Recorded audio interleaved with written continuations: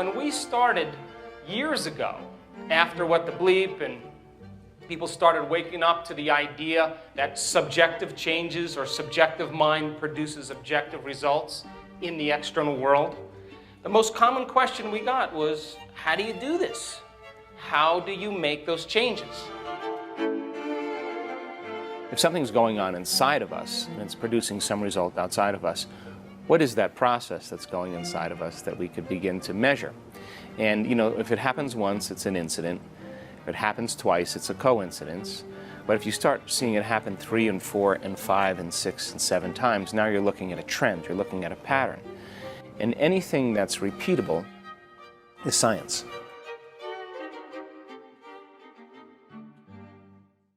Chloe, where's your ear? Yeah, where's your head? Yeah, where's your mouth? Where's your nose? That's your eye! Our daughter is about to turn 1, and she was exclusively breastfed until she was about 6 or 7 months old. So we didn't know that she had any sort of allergies or anything like that, but she had eczema for all this time, and we didn't really know why. Are you hungry? Come on, let's go. And about 7 months old, we decided to start introducing some formula. And the first night that we tried to give it to her, she kept batting it away and batting it away. And just shortly thereafter, she vomited, and then her face began to swell and her ears began to swell, and she was covered in a rash from head to toe. And we went to the emergency room and found out that she had a really severe dairy allergy. The eczema that she was presenting was actually from foods that she was getting passed through my milk all along the way before she ever even had the dairy.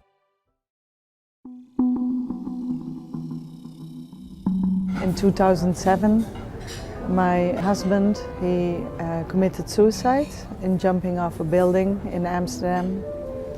And after that, I was actually a whole year stressed out, in pain, emotionally upset. I was angry. I didn't know how to continue my life without him and the kids not having a father. For 3 or 4 months I couldn't sleep, and then I started using alcohol. I started drinking 2 glasses of wine so I could get into sleep. But in the morning when I would wake up, the whole emotional state in which I was in at that time was there, immediately popped up again. I couldn't relax, but I kept on going. And then 1 year later, at a Friday, I was at my work, I was tired, I was stressed out, and then from one moment at the other I was talking to 2 colleagues, and then I couldn't stand up anymore, I couldn't walk. And they called immediately emergency number, and then I was taken to the hospital. And I was in the hospital for a few weeks. They didn't know what was really going on. They called it an autoimmune reaction. And I was released after 6 weeks out of the hospital without knowing the cause of why I couldn't walk, without any really good treatment, because they couldn't find the cause. I was in 2 wars, Persian Gulf War and the Iraq War. I found out I had PTSD, and the VA's response to that was to use all these different medications. And having a doctor of pharmacy degree, I knew that that would just more or less put a Band-Aid on what I was going through, that I really needed to get to the core trauma to deal with those experiences that I did experience. And so I wanted to find a non-pharmacological way of dealing with the emotions I was feeling. So we took her off all of the solids that she was eating and slowly started to introduce foods one by one to figure out what she was allergic to, and it was pretty much everything. You know, we felt really responsible and felt really bad. I did, because it's, you know, I'm shoving these things into her body not knowing that she's sensitive to them. So just a lot of conflicting emotions, a lot of guilt, a lot of worry as a mom. You know, it was a constant process of saying like, okay, well, I'm just gonna try like a little bite of strawberry, or, you know, and so there was all that hope that would build up, and then she would have a reaction again, and so then there was the guilt afterwards, like what was I thinking trying it again? You know, when we went to the doctor, they talked so much about her limitations, you know, and that's just not a word that you want to hear when it comes to your kiddo. I lost everything in that year. I was disabled, I couldn't walk, I lost my husband, I went really down. I got ulcers in my mouth, I got ulcers in the certain epithelium of the mucous membranes in the mouth, in the esophagus. I was in constant pain, and that was actually the reflection of how I felt inside. I was in pain. In January 2011, I got a diagnosis of esophagus cancer. I had two options, chemo or operation. And the operation, I said, okay, I'm not going to take. I just try first the chemo, maybe that will help. From the moment they gave me the first chemo, my heart rate went up to 200 and something. I felt nauseous, I felt so awful. Then I actually at that moment already wanted to pull it out, but they told me to keep it going in because that would be the best thing to do. But 2 hours later, I said, I want this out. I want this out of my body. So then they pulled the infusion out and I walked out of the hospital and I said, I'm not going to go back there anymore. If you keep the brain sustained in the high level of emergency mode and the adrenal chemicals are running in the body, the brainwave patterns that are created are no longer in rhythm. They're no longer synchronized. They're dissynchronized or disintegrated or disorderly. And that type of disorderly pattern in the brain sends a disorderly signal down the central nervous system and causes disorderly messages to the rest of the body.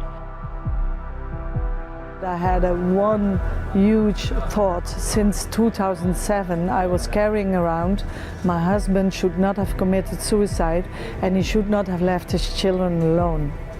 So that thought, these thoughts actually created the stress in my body, the anger, the sadness, like, my God, how could he have done this? If you look at the depression that we're seeing as a society, as you're seeing pharmaceutical companies and all the antidepressant medication, there's a crying out there in the world right now that people are in pain.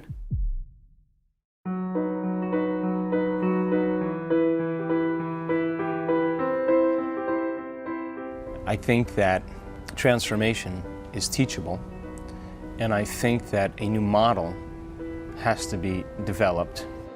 My intention in this work is really to make it so simple and provided in a language that isn't based on tradition, that isn't based on culture, that isn't based on religion, because I feel like those things tend to divide people.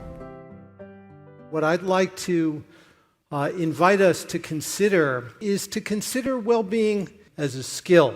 One of the important components of well-being is resilience, the capacity to effectively cope with adversity. Adversity happens, and we are all subject to adversity at some point or other in our lives, and how we respond to that adversity is a key attribute of well-being.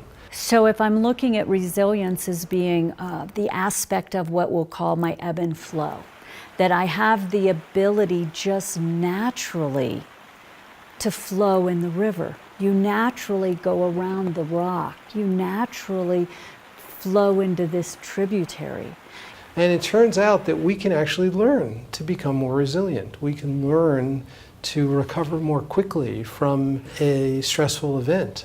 The evidence that we have before us today really leads us inevitably to this conclusion, and if we all actually took this conclusion seriously, I think it would propel a national and global movement for us all to take more responsibility for our own well-being.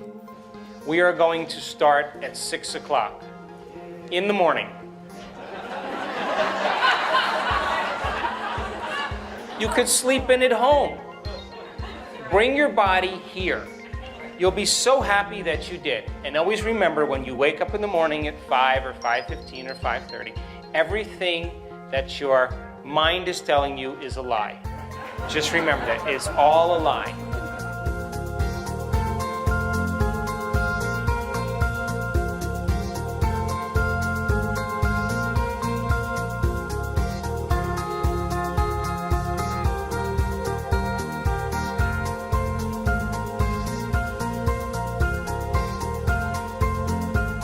Everything we do will affect our brains. The environments that we're exposed to, the way we behave, the way we comport ourselves, all affects our brains all the time. Our brains are constantly being shaped.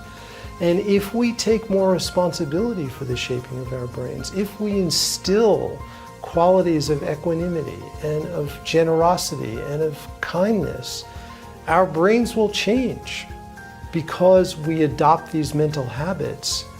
And through that change, we can produce enduring changes, enduring transformations in our experience and behavior. And the best ways that we're learning that we can change these habits is through meditation practices. You don't have to be a Buddhist monk. You don't have to have 40,000 hours of meditation. All you have to do is understand how to hit the tennis ball. That there's certain steps you have to go through to hit the golf ball. There's certain steps you have to go through to learn how to knit. Now, there's 4 kinds of meditations. There's a standing meditation, a walking meditation, a sitting down meditation, and a lying down meditation. We're going to begin to practice the same process that you're doing sitting, but you're going to stand up and you're going to raise your energy in your body.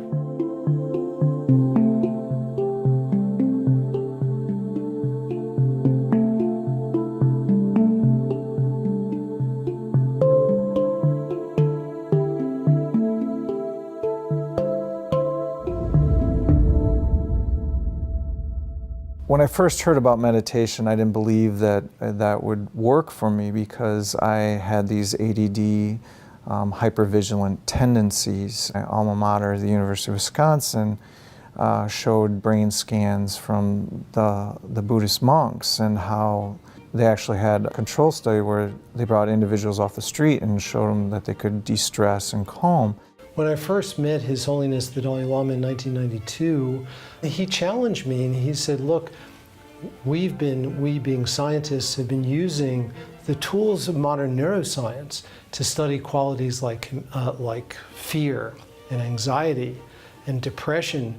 Why can't we use those same tools to study kindness and compassion? He looked at all of us, young scientists, and he looked at us and he pointed his finger. And when he points his finger at you, it's hard to just dismiss it as, nothing, no big deal. He said, I'll be watching all of you. You are responsible for reducing suffering in this world. This is where this mindful revolution or inner revolution is happening. It's happening now, and we need scientists to continue to investigate, to show the evidence for how these practices can be transformative, to be the best human you can be, not only for yourself, but for all the people around you. So one of the most amazing things about this mindfulness revolution has been how it's actually pushed the field of neuroscience forward. People in the neuroscientific discipline weren't thinking about what a resting mind was and what it does. The resting mind was used as a baseline for everything else that was of interest. But now what we're realizing is that the resting mind is actually quite busy mind. People are hovering at a level like this, I think, just from all this environmental input and stressors and things you're trying to modulate. It's so important to just take it down a notch. You're already here, you're like a pressure cooker, right? There's not much room, so if your baseline is down here, yeah, you can handle the stressors up and down, and you go back down there and you're cool, right? But if it just adds up and adds up and adds up, you can't tolerate very much. I'm very, very pleased to be here and be able to share some of this research with you. So we call it mindfulness-based cancer recovery, and essentially we train them in principles of mindfulness as well as we do moving mindfulness or gentle yoga. It's a clinical service. It's open to all cancer patients and family members that come through our program. When people have a traumatic or difficult experience like cancer, sometimes it's a catalyst for growth and transformation and finding more sense of meaning and purpose in life, and the programs seem to have that effect as well. People report it being more spiritual, meaning they have a sense of connection with something larger than themselves. We've been very successful with this particular program over the last 15 years of amassing enough evidence that now cancer centers all around the world are offering this program based on that evidence. So that's one thing that's really great about the field, is that it's opening new doors of methodology and insight into how the mind works. Bonk. So we had learned these meditations. We went home and Chloe fell asleep on me for one of our naps, and I just eat that time up of getting to hold her and be close to her. And so instead of putting her in her crib, I just let her stay there on me, and while she was on me, I meditated.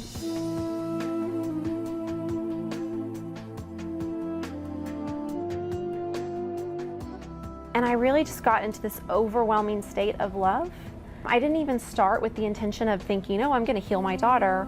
It was much purer than that. There wasn't a lot of intention besides just this overwhelming love I was feeling, connecting skin to skin with her. Next thing you know, through the meditation, I was just in tears and thinking about the abundance of hairs on her head and the abundance of blades of grass that we've sat upon and played together, and the abundance of times that I've gotten to rock her to sleep and to utter her name, and I just was awash with emotion. When you're truly present, you forget about time and space. When you're truly present, the hindbrain, which is the factory for all those stress hormones, settles down, and the forebrain begins to silence the rest of the brain so that you're not distracted by anyone or anything or any extraneous stimulation. It's a volume control. So getting people beyond their identity as a body, beyond their identity as the people they know and the things they own, the places they live, getting them beyond their association and their identification with their external world, their present reality, and getting beyond time is a skill. You're journeying back to source, and if you can't get excited about that, I'm going to ask you what you do get excited about.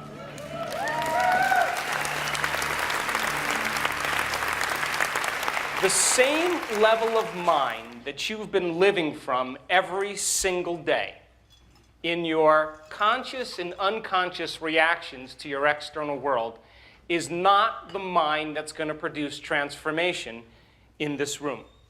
And you have to get greater than the habituations neurologically and biologically in your brain and body.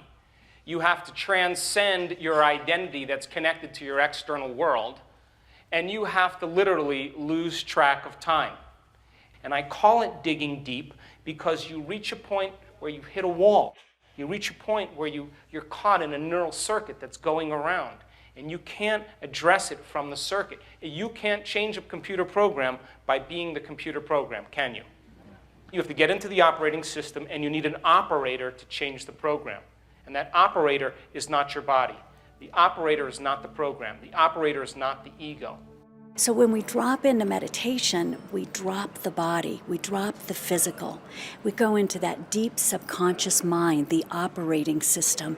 And what happens is the divine is waiting for us, saying, come this way. It wants us to interact. Mystics, shamans, healers, sages, they step into that altered state of consciousness. It's our divine right as human beings.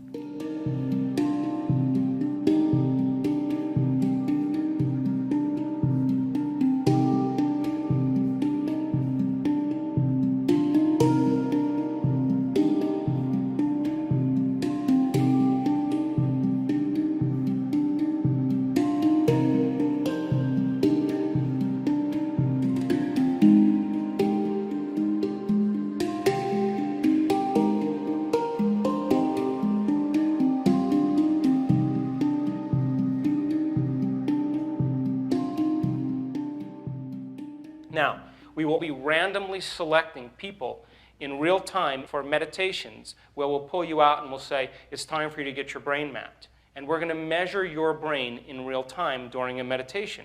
And we're going to see what's taking place. And when a person's struggling, when a person has transformation, we want to see it in real time. How different parts of the brain are talking well with one another.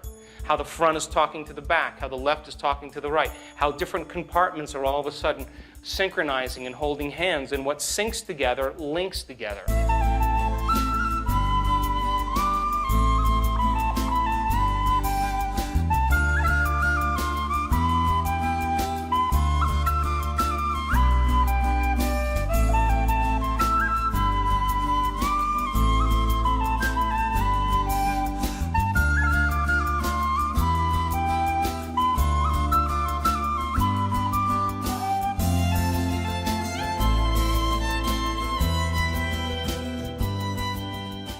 That level of orderliness that's created causes the brain to function in an integrated and holistic fashion, and you start to feel more like yourself than you felt in a long time.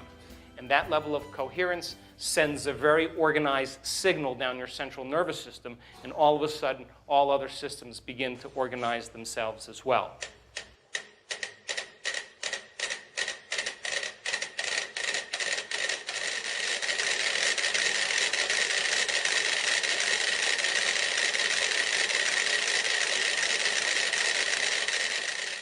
So then, as you start opening your focus and sensing space and nothing, as you begin to unfold into that infinite vast void, the longer you can linger there as an awareness, and you're touching and tuning into a frequency called the unified field, which his signature is order and rhythm, which is wholeness, sooner or later, coherence is going to begin to consume incoherence, and all of a sudden the brain will begin to become more integrated. The brain waves begin to change from beta brain waves, high beta aroused state, into alpha. And in alpha, all of a sudden, the inner world starts becoming more real than the outer world. And as your brain waves slow down, all of a sudden, you're connecting to that autonomic nervous system that wants to just do one thing, create order and balance in your body. He didn't know anything about me. And he knew that I had PTSD, that I had ADD, I had the hypervigilance, everything. You could tell that by my brain map. And like I said, it was kind of shocking, but it also gave me a lot of hope, because I knew that through this brain mapping, I could measure my progress.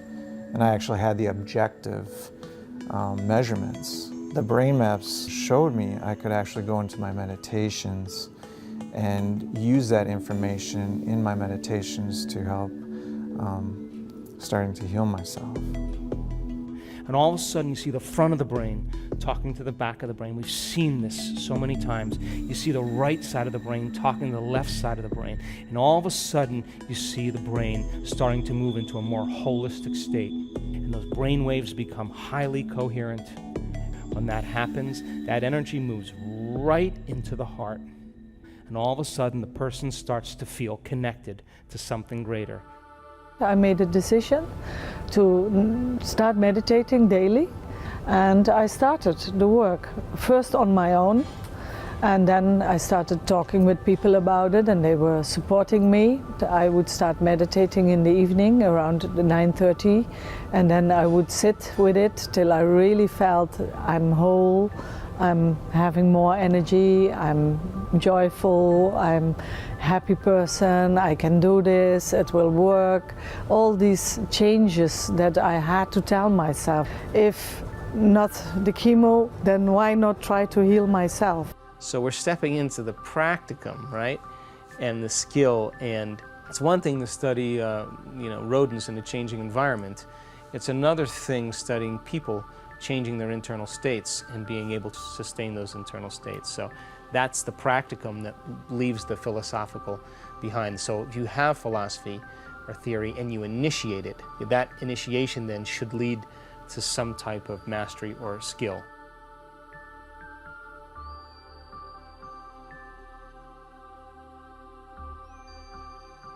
So what happens internally when the energy hits the head? There's light. There's a very bright light. You no longer need your vision, but because you're human, you're still trying to see. It's really hard to describe what happens. There's a lot of light. You can feel the currents. You can feel the blast. You can feel the movement, but you can't really put a name to it.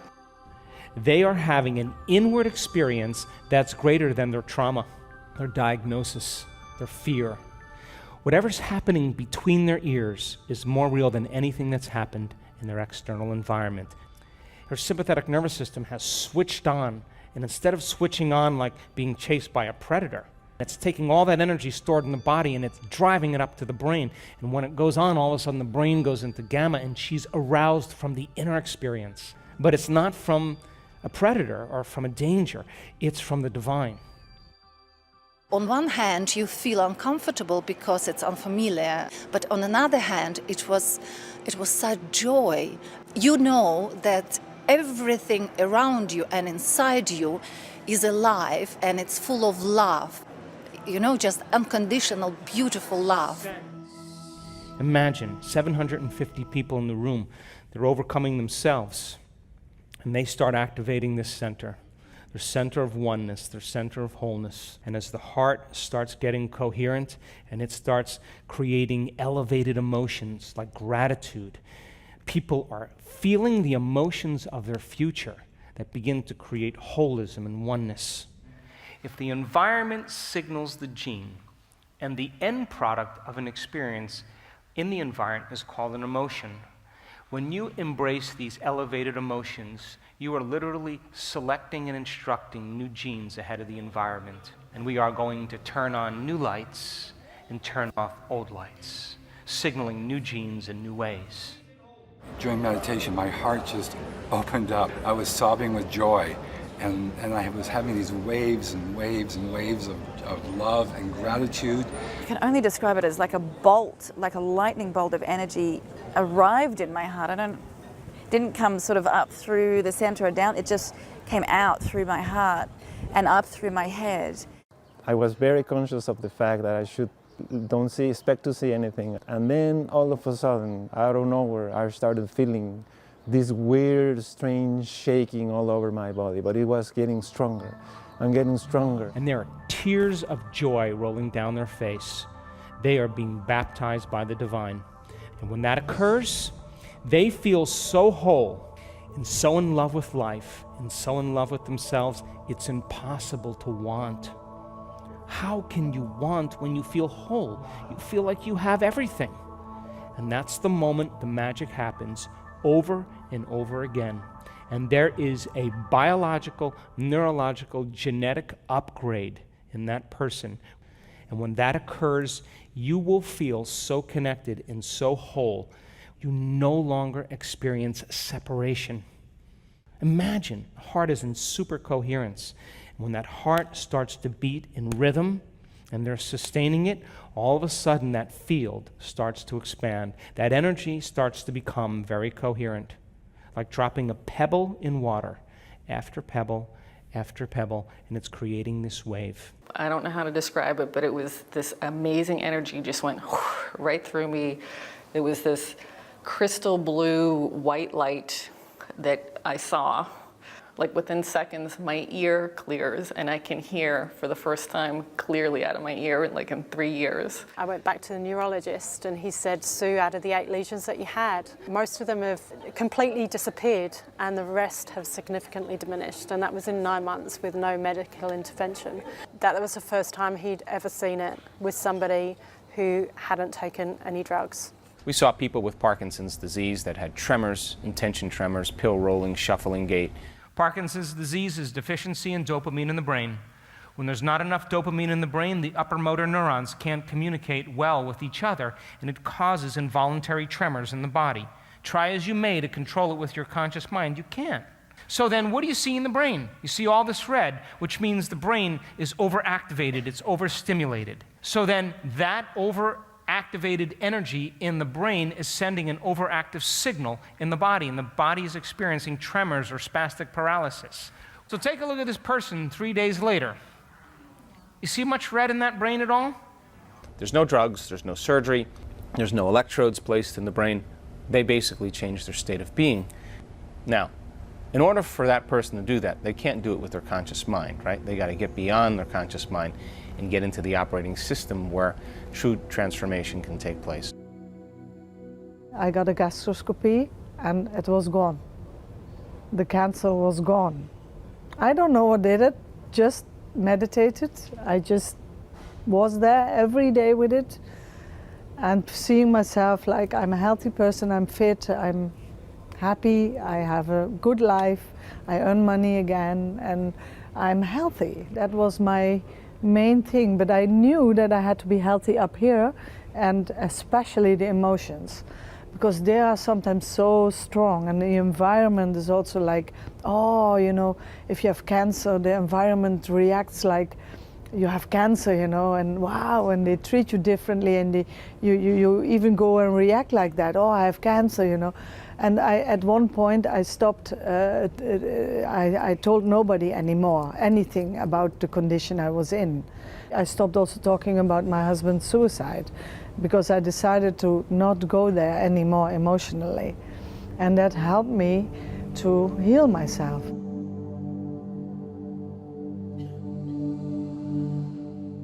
But yeah, so we did these, this series of meditations over a couple days, and one day I just turned to Brian and I said, I just feel like Chloe is healed. Like I just had this mother's intuition. Like 99% of me believed it, but there was still this 1% of me that was really tentative. And so we just started with some of the ones that she had the lesser sensitivities to. And then just kind of day by day, we did it really naturally. We didn't force it. It was with each meal, we just lived our lives. Choo, choo, choo.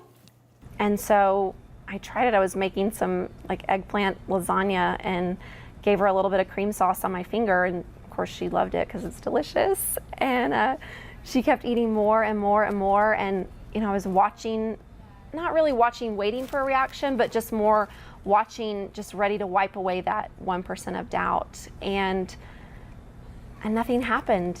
She just enjoyed the food.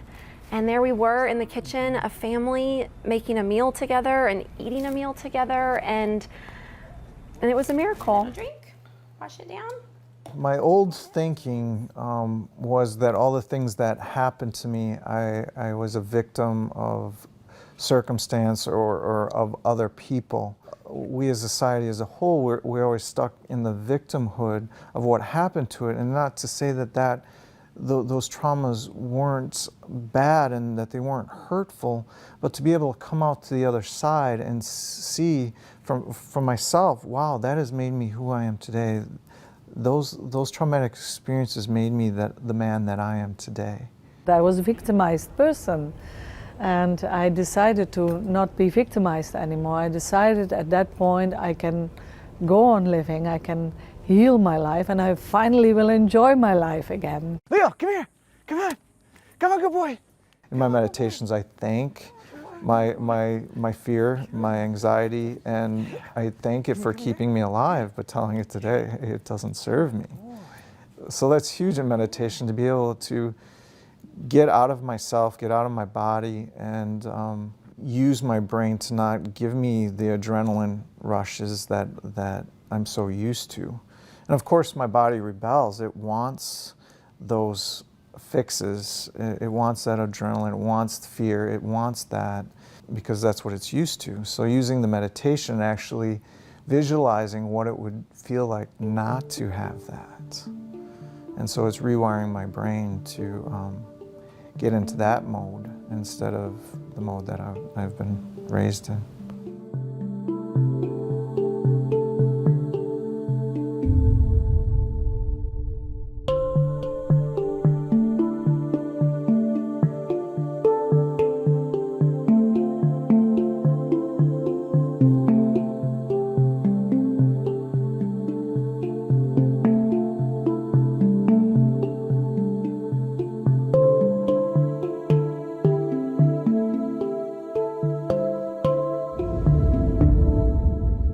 The research in mindfulness in the brain is teaching us that through our own intentional efforts, we can actually change our brain through purely mental activity. And this is kind of amazing because it suggests that we all have the capacity to shape our own brains in ways that may be beneficial. And the research shows that the more focused a person is, in other words, they can keep their mind on a single task, guess what it's directly related to? Happiness, joy. And the more fractured a person focuses, the more they're living by those stress hormones and the more fractured and confused they are in their life.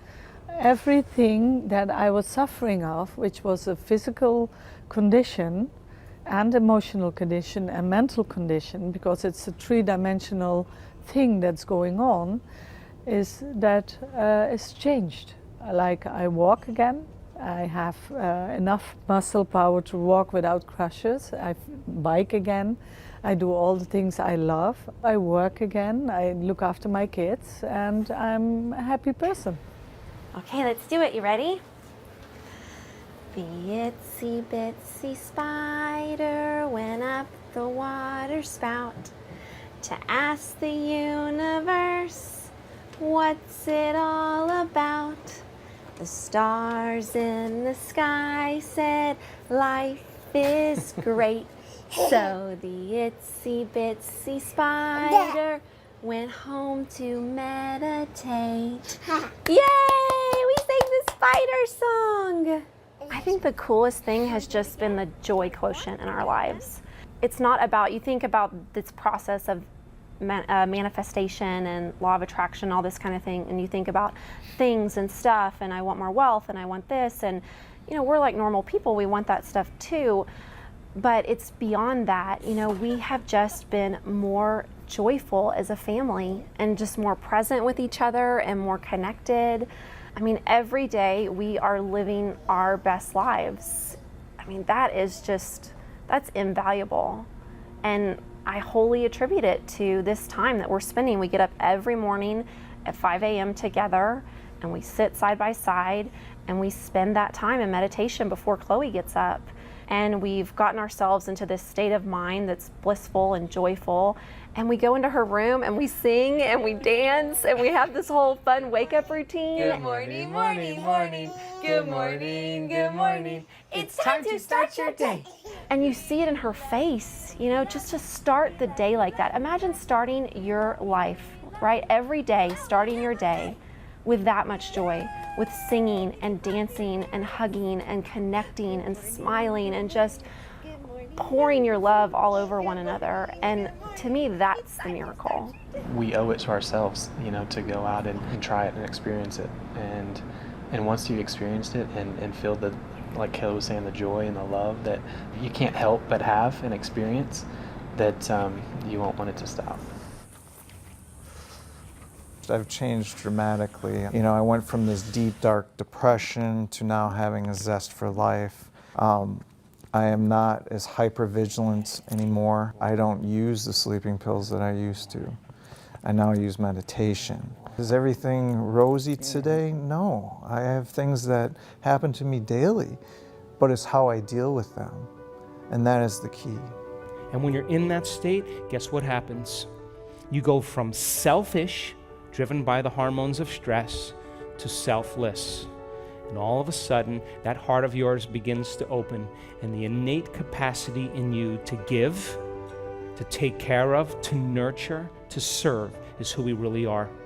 And all of a sudden, you create a community of people that are in love with each other, and they understand the way that we survive is in cooperation, no longer in separation.